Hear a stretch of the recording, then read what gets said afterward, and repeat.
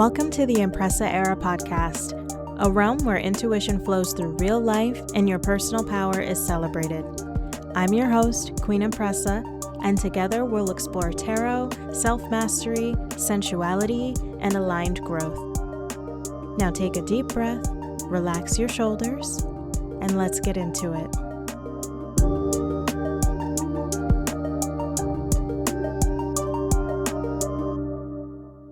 Welcome back to the Impressa Era podcast, my loves. I am so happy that you are here with me today because this conversation has been living in my spirit. I've been feeling this one in a way that feels tender, expansive, and honestly very timely. We're stepping into warmer weather. The earth is waking back up. Flowers are beginning to bloom, and everywhere I look, I keep noticing how nature carries these quiet lessons for us if we are willing to pay attention. Spring does not rush itself. It unfolds. It softens.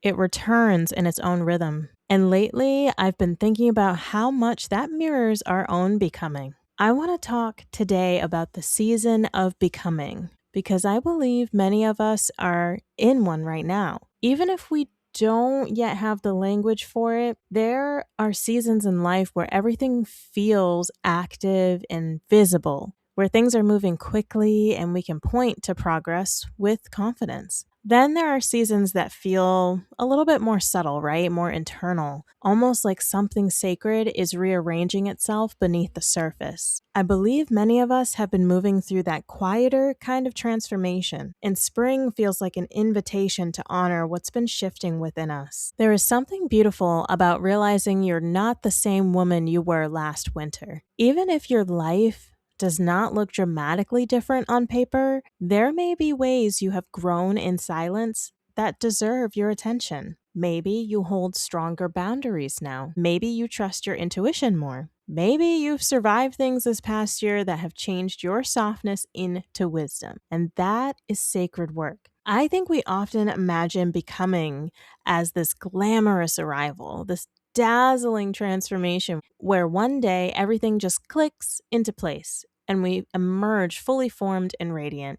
But real becoming feels much more intimate than that. It is deep. It is layered like an onion. It is vulnerability, right? So it asks us to release identities that no longer fit, expectations that are too tight for us, and stories about ourselves that were written from fear instead of truth. Becoming asks us to trust growth while we are still in the process. And I want to say something for the woman listening who may feel like she's spent the last few months in a winter season. If you felt slow, hidden, or even disconnected from yourself, I need you to hear me. Winter has a purpose, and rest will always have a purpose. The quiet seasons, we need those. There are things that can only be cultivated underground.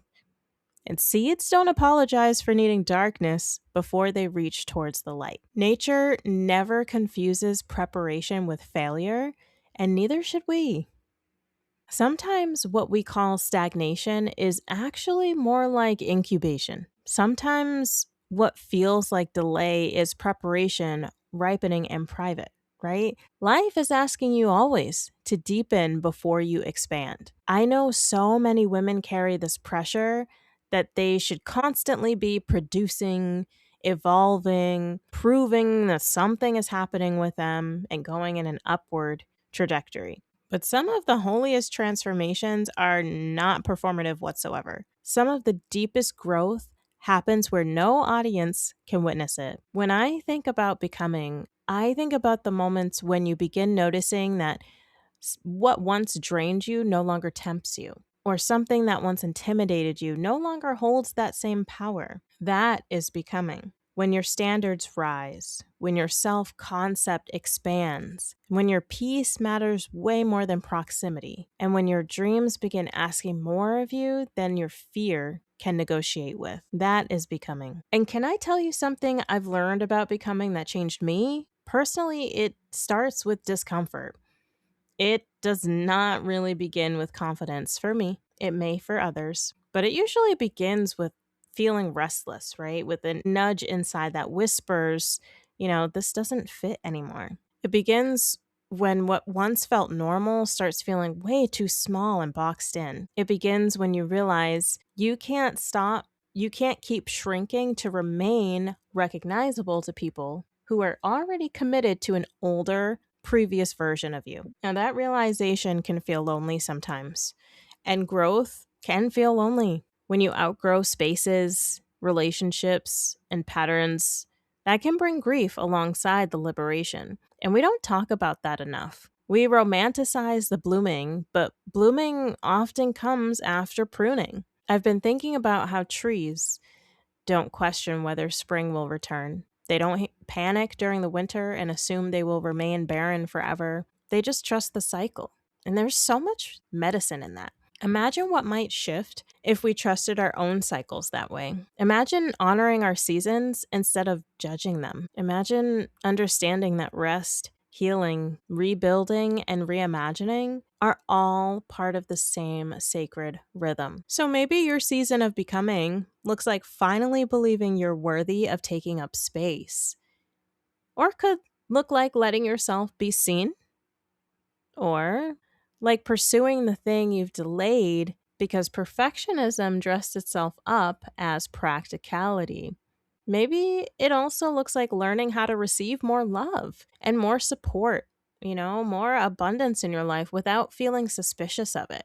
Becoming can wear so many faces. And spring, in all her beauty, reminds me that becoming does not have to be harsh. It can be tender and sensual and rooted in pleasure. There's something so deeply feminine about allowing yourself to unfold instead of forcing yourself to perform. Now, what if this season was less about hustling your way into a new identity and more about nourishing the woman already emerging? What if your next chapter does not need you to become someone else, but asks you to come home more fully to yourself? And that, baddies, is what I want us to explore today. Because I believe many of us are standing at the edge of a new season, carrying wisdom from winter and desire for spring. And somewhere in between those two spaces is this beautiful sacred becoming. And I think you're blooming. When I think about becoming, I keep returning to the truth that growth often asks us to loosen our grip on who we have been so we can make room for who we are still discovering. That can be exciting, but it can also feel very tender because there's so much vulnerability in transforming. And admitting the life you've known may no longer fit in the same way.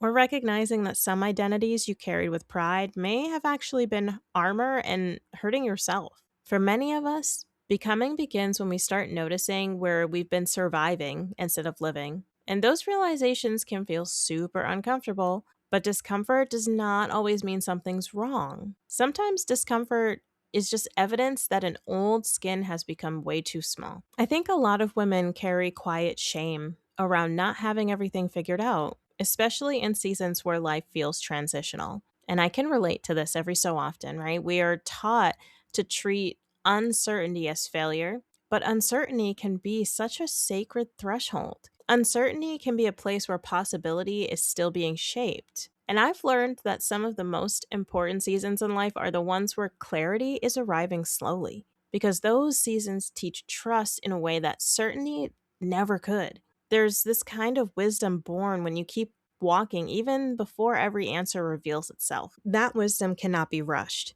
and it certainly cannot be borrowed from someone else. There's also something incredibly healing about realizing your becoming doesn't require you to abandon softness in order to be powerful. I think a lot of us were taught that strength had to look hard, you had to look guarded and untouchable. Yet the women I admire most are the ones whose strength carries tenderness. They have boundaries, but they're still so warm. They have standards, but they're still generous. They have survived, but they have not let survival harden the sweetness out of them. And there's something so deeply feminine and sacred about learning how to become more of yourself without becoming less soft. Maybe that is part of what spring's trying to teach us, that blooming isn't aggressive. Nature expands through responsiveness, through nourishment, and through alignment with seasons. And I think there is medicine in allowing ourselves to learn from that. What if becoming is not about forcing a new version of yourself into existence, but about nourishing what has already been trying to emerge? That question has been sitting with me because I think so much of personal growth can get framed as constant self improvement. And sometimes that feels exhausting. It makes us feel as though we're projects to be fixed rather than people. I don't believe your becoming is about fixing what is broken. I believe it's about remembering what is whole. It's about uncovering what's always been worthy, intuitive, radiant beneath the conditioning and the fear. And if I can be honest, I think one of the hardest parts of becoming is when other people meet your growth with confusion. So sometimes people are comfortable with the version of you they benefited from. And the more boundaries you put up and more boundaried you become, the more self trusting you become, not everyone will know how to relate to that. And sometimes that can bring guilt if you're not careful. It can tempt you to shrink back into your old selves and your old dynamics for the sake of being familiar. But becoming often will ask courage precisely there. It asks whether you will betray your own evolution in order to remain comfortable for others. And that, my baddies, is not easy work, but it is holy work. Now, there's a phrase I keep coming back to lately, and that is that peace has a pattern. The more I grow, the more I recognize that what aligns carries a different texture. So it may stretch me, but it doesn't drain me in the same way. It might challenge me, but it doesn't violate me and my standards and my boundaries. There's a resonance to what belongs. And I think part of becoming is refining that to see those patterns so we stop confusing intensity with depth, right? Or struggle with worthiness. And whew, that can change your life because suddenly you begin choosing differently and relating differently. You begin building things differently and noticing when your energy naturally opens and where it contracts. You start to trust your intuition more and those signals you get. And that's not random, that is discernment. That is becoming. I also think becoming has a lot to do with permission. Permission to be seen fully, to take your gifts seriously, to want more, or to evolve publicly without apologizing for changing. I think sometimes we wait for someone to authorize our next chapter when life is already inviting us to it. We don't need that. We don't need that approval. And there's something so powerful about deciding your own becoming that doesn't need that outside approval to be valid. And because we're talking spring, I have to say this. There is such beauty in the gradual blooming process. Right now, we live in a society and culture that is so obsessed with dramatic before and after stories. But I find something so much more intimate in slow transformation. I love seeing the women who tend to themselves quietly. I love the person building something in obscurity and the subtle shifts that accumulate until one day you look back and realize your whole inner landscape has changed. That kind of becoming feels honest to me. And maybe this is why I feel so protective of the in between seasons because they often get misunderstood. And don't get me wrong, the in between can feel messy, but it's often where identity gets reauthored. It's where you get rid of those old narratives. And we tend to celebrate the bloom, but the becoming often happens in that threshold.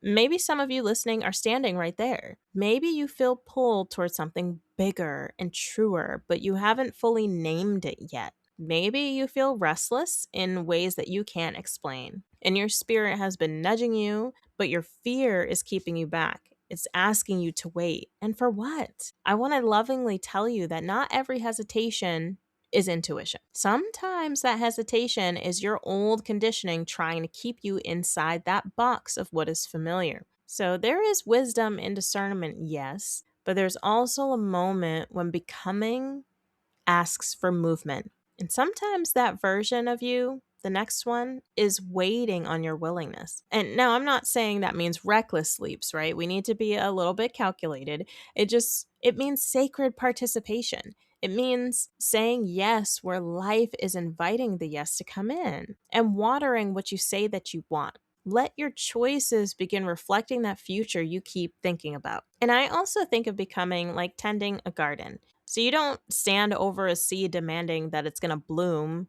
You have to water it. You have to trust the process, and you create the conditions where that growth can happen. In so many ways, we deserve to treat our own unfolding with that same tenderness we would a plant.